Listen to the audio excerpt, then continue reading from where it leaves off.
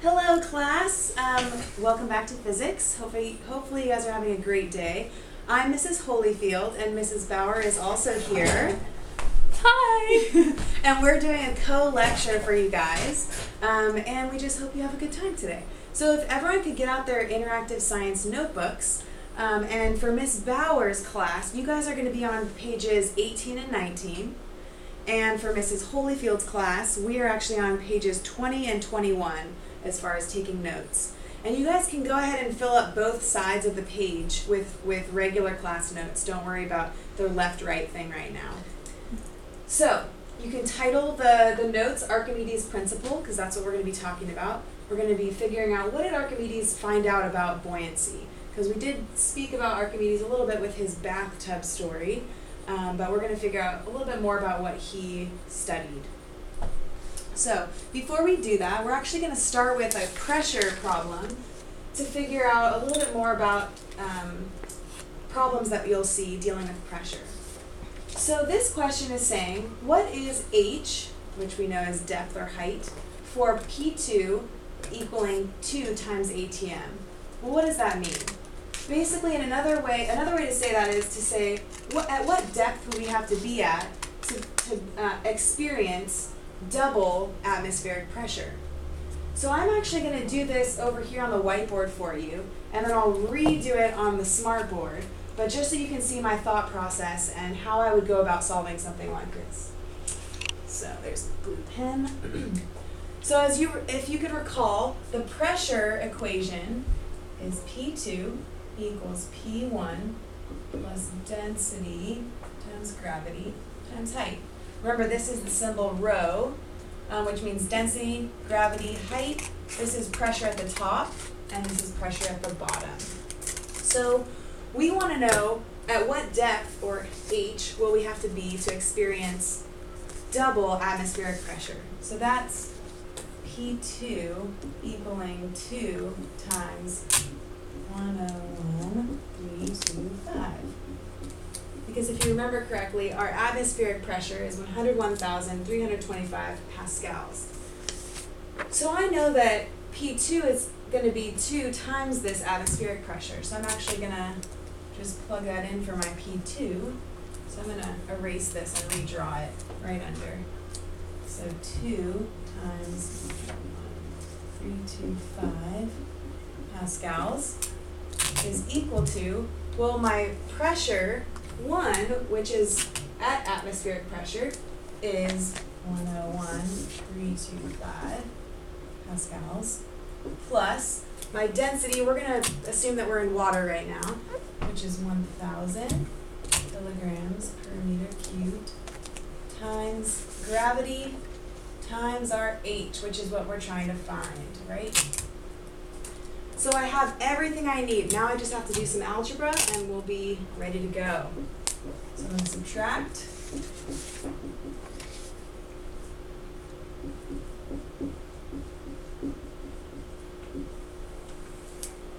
And I'll actually, if I multiply this by 2 and then subtracted the same thing, I'll be left with 101,325 is equal to 1,000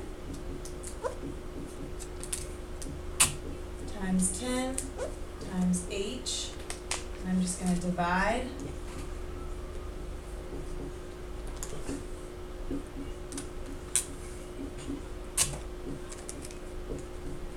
And I will be left with 10.3 meters as my height.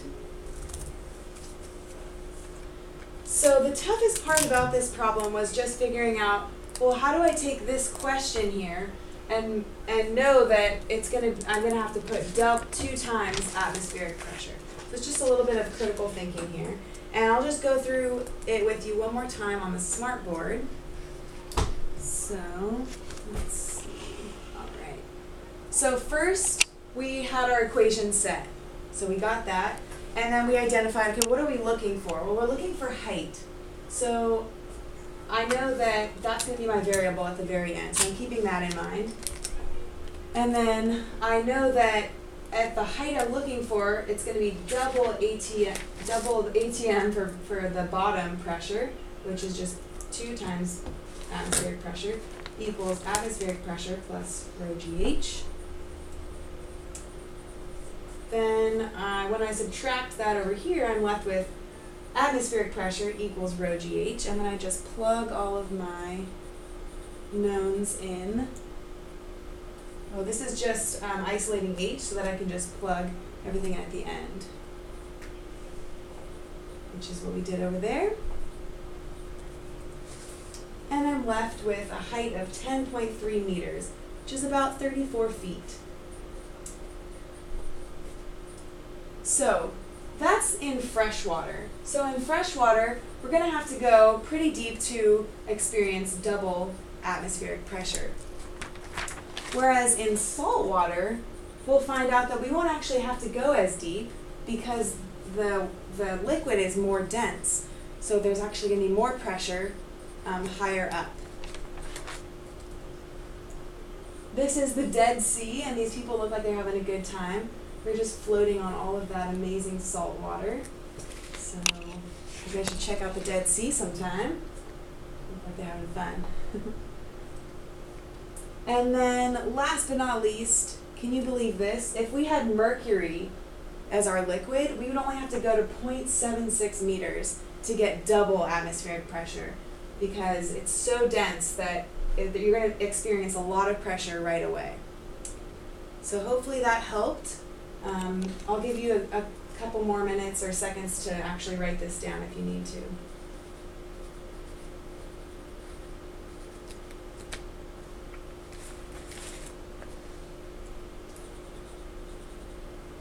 Alright, so pause the video if you need a little bit more time, but we're going to move on. So, we have a barometer. Do you guys know what a barometer is? I have no idea if you're saying yes or no, so I'm going to assume that some of you know what a barometer is and some of you don't. Well, a barometer is a tool to measure atmospheric pressure. So what they do is they fill the barometer with mercury, then they stick a reservoir over it because they're actually going to flip it upside down. And this is what it looks like when it's upside down. And so what happens is all the mercury actually fills up this reservoir, and then the air is actually pushing down on the mercury, and so that's why we get a measure of 760 millimeters of mercury. If there was a lot of air pressure, if it was a day where there was more pressure, the air would be pushing down more, and then this level would actually rise. So there would be a higher pressure. If there's less pressure in a given day, then there's going to be not as much of the mercury being pushed down, so it'll actually rise, and this will lower. So that's how they actually measure with a barometer. So it's pretty cool. Now you can go tell someone what a barometer is. All right. So Ms. Bauer is actually going to come up and talk to you about the buoyant force. Hello! So, up until this point, we've been dealing with pressure, and you guys have all become such experts at pressure. So, we are ready to move on to the buoyant force. The buoyant force. Consider a box. So, if a box is in water, and you can tell it's water because it's all blue. So, if we have a box in water, we have forces pushing on the box from all sides. So we have the force by the bottom, so the water by the pressure on the bottom of the box pushing up, and the force by the pressure by the water on the top of the box, and then on the sides of the box. And as we go deeper and deeper, the pressure becomes more and more, and so the force becomes greater. So if we add up all of these arrows, this arrow cancels out with this one, this vector cancels out with that one, this one, and that one, that one, that one. So all the side ones cancel out. Now the tops and bottoms don't quite cancel out because the bottom vectors are larger because there's more pressure the deeper we go. So we end up with a net force, or a total force, going up, and we call this the buoyant force. So the buoyant force really arises from pressure. Isn't that great? Okay, so let's look at how to deal with it. So let's have a box. Let's consider a box that's 1 meter by 1 meter by 1 meter large. And let's consider, we're going to call this box the Casper box, like Casper the Friendly Ghost. And like a ghost, this box is not going to have any mass. It just takes up some volume. And the reason we call it the Casper box is because we can fill it with anything and it will take on this shape and that volume. And we don't have to consider about the materials that make up the box in the first place. We could just consider what we fill the box with. So, for instance, let's say we fill the box with water. Now, if we fill the box with water, then this water is going to have a weight. And the weight is going to go down. So let's solve for the weight, because we could totally solve for the weight. Let's do that.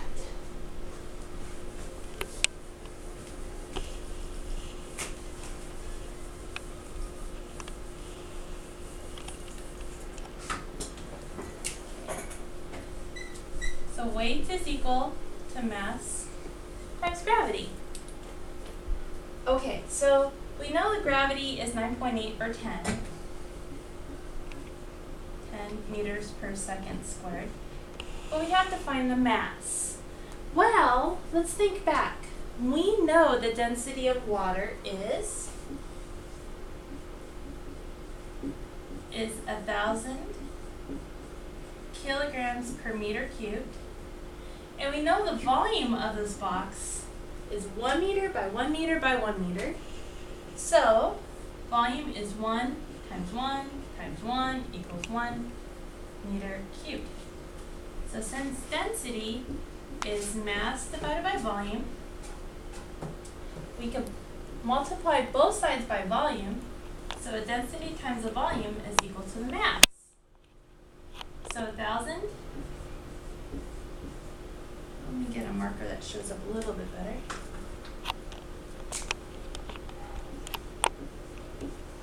1,000 kilograms meters cubed for the density times the volume is equal to the mass, which is 1,000 kilograms. Okay, so then we plug that in right here. 1,000 kilograms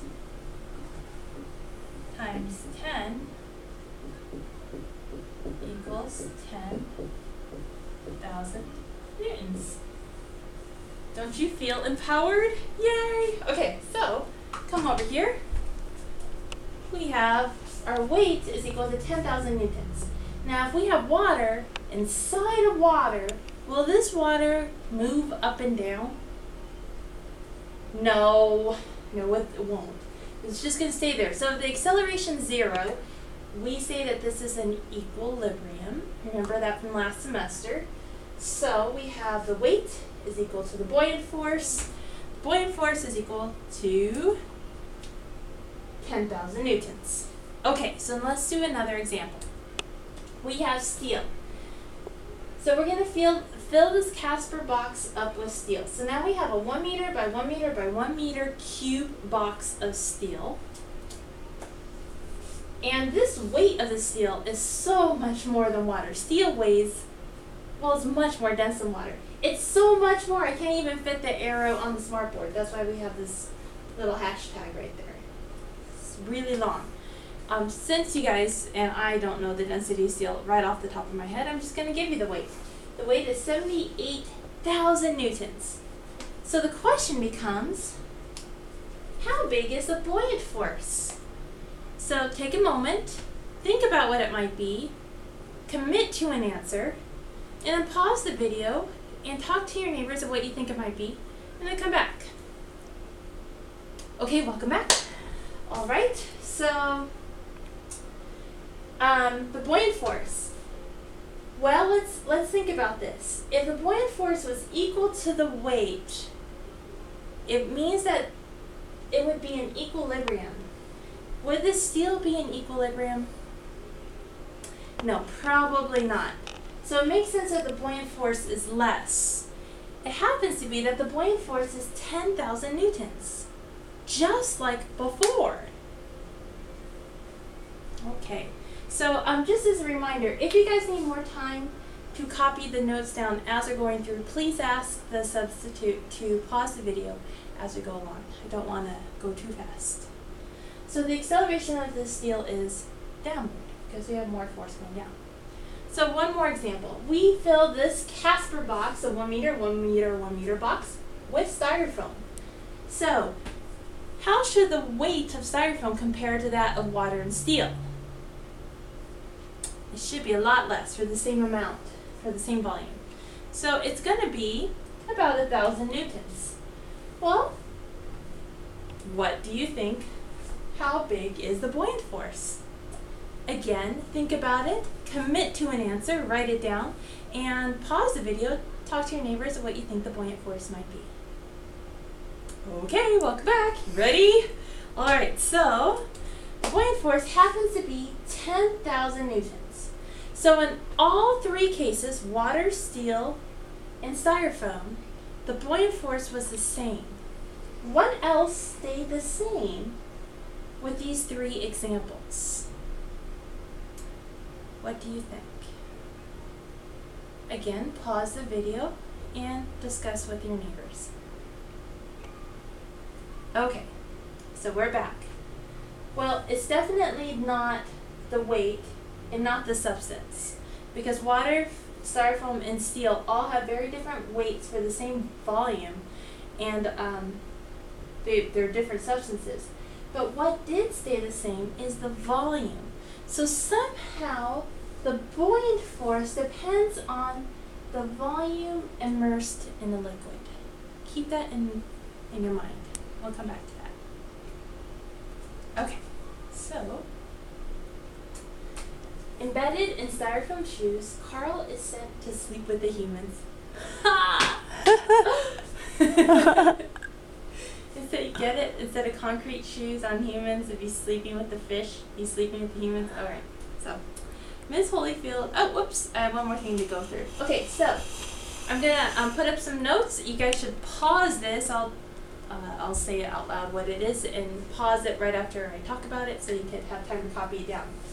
The buoyant force acting on the object is equal to the weight of the fluid displaced by the object, or another way of saying that is equal to the weight of the fluid that would have filled that Casper box, however big that Casper box is. So this is the verbal definition of buoyant force. We are going to get to the equation of a buoyant force by the end of this video. So you should have this down. If an object has a greater density than water, it will sink, and if the object has a smaller density than water, it will float. And I'm sure you guys already innately know this from playing in the bathtub when you were little and from experiences that you've had. But what might be new is this first big bullet point. So make sure you copy this down, have it all in your interactive science notebook, and when you have it all copied, unpause the video and we will continue.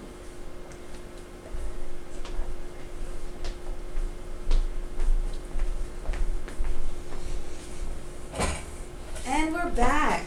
So we have a cool little challenge for you. It's a little test we have.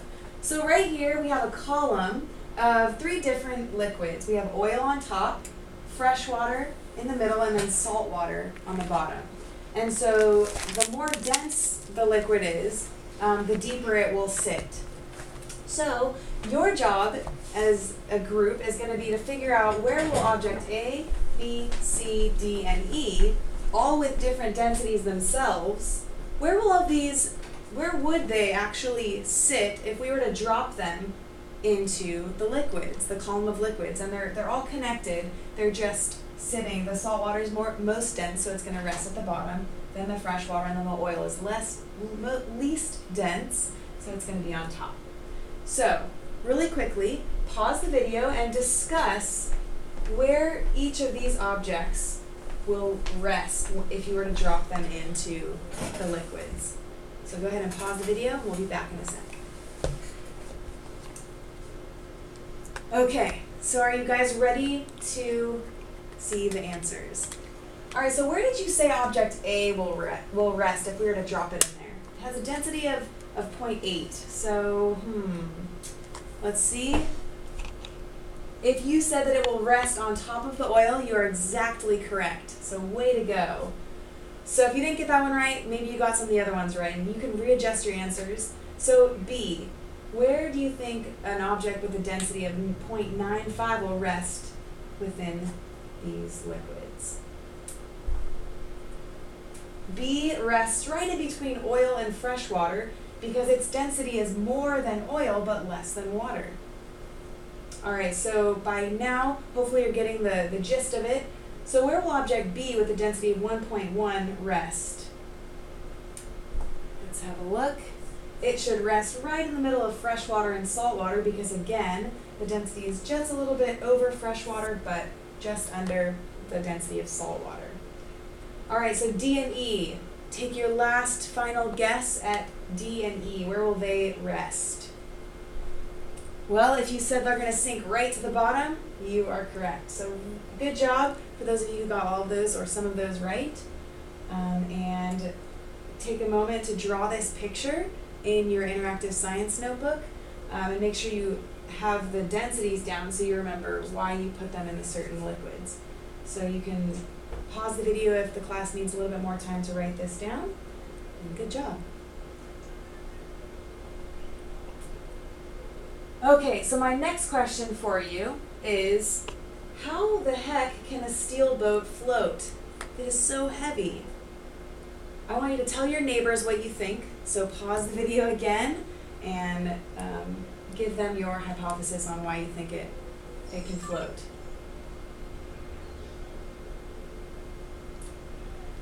All right, well, the reason that steel boats can float is because at the bottom there's a lot of air that that's actually underwater there, and so with all of the materials that boats are made of, with the steel and all of the air mixed in, it's actually less dense than water.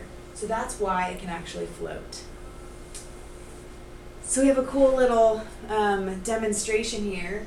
This ferry is headed straight toward this bridge. Doesn't look good, but let's see what happens. Oh no, Miss Holyfield. I know, we'll see. Oh, what? What the? What? Show it again, show it again. You want me to show it again? Yes. Okay, let's go back. Oh, all right, here we go. What the heck? Are you glad you're not on that? That would be really scary. So that's crazy, right? How does it do it?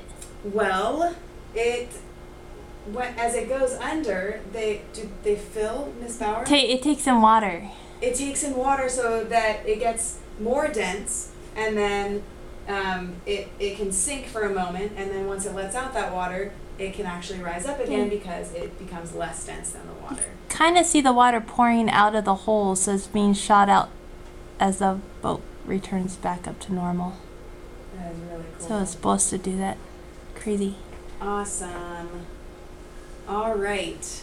So Miss Bauer is going to come back up and ask you another challenging question. Okay, so this is the end of video 1, and you should go to Moodle and click on video 2 for the second part of the lecture. Thank you so much.